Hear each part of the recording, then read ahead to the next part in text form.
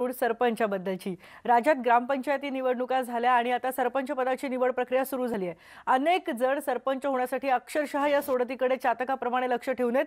दौंडमध्ये मात्र अवघ्या 21 वर्षांच्या तरुणीनं सरपंच पद पटकावले। दौंड तालुक्यातल्या खडकी ग्रामपंचायतीच्या सरपंचपदी स्नेहल संजय काळभोर यांची वयाच्या 21व्या वर्षी सरपंचपदी निवड करण्यात आली आणि ती देखील बिनविरोध। दौंड तालुक्यातील सर्वात कमी वयाची सदस्य म्हणून स्नेहल काळभोर खडकी ग्रामपंचायतीच्या सदस्यपदी पहिल्यांदा निवडून आल्या आणि आता त्यांच्या गळ्यात सरपंच पदाची माळ पडली आहे। त्यामुळे सर्वात तरुण सरपंच होण्याचा मान स्नेहल काळभोर यांना मिळालाय। स्नेहल संजय काळभोर या एमसीएचे दुसऱ्या वर्षाला शिक्षण घेत आहेत।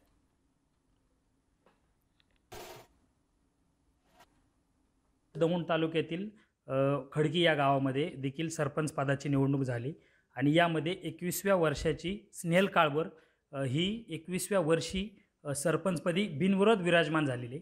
आपल्यासोबत ते बोलण्यासाठी आहे। काय वाटते तुला? तू पहिले तर तुझं अभिनंदन आणि काय वाटते तुला आज तू सरपंच झाली?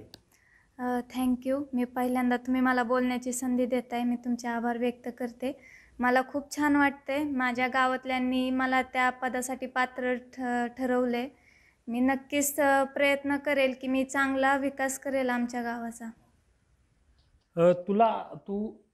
घरच्यांचा तुला कसा सपोर्ट होता किंवा नेमकं घरचे काय म्हणत होते? तू शिक्षण घे, तुझं शिक्षण एमसीए झालेलं आहे, एमसीएस झालेलं आहे, काय घरच्यांनी तुला कसा पाठिंबा दिला? नाही, घरच्यांचा प्रत्येक गोष्टीसाठी खूप सपोर्ट असतो। काही नाही, मी पुण्यात क्लास करते, त्यावेळेस मला समजलं मला उभं राहायचं आहे। मला पण छान वाटलं की मला माझ्या गावासाठी काहीतरी करण्याची संधी भेटते। आणि तुझं नेमकं आता पुढं काय असणार आहे? तू सरपंच पदामध्ये गावात काय करणार आहे? काय तुझं आहे का काय डोक्यामध्ये? हो, खूप काही आहे। प्रथमतः महिला असतील किंवा युवक असतील त्यांच्यासाठी मला खूप काही करायचं आहे। शैक्षणिक प्रश्न असतील, आरोग्याचे, पाणी पुरवठा, वीज, रस्ते, हे प्रथमतः लक्ष देईल त्यांच्यावर। तुला वाटते का की राज्यामध्ये देखील असंच तरुणांनी पुढं आलं पाहिजे या राजकारणात? कारण असंच बोललं जातं की राजकारणात तरुणांनी येऊ नये, तुझं काय मत आहे याबद्दल? नाही, नक्कीच यावं।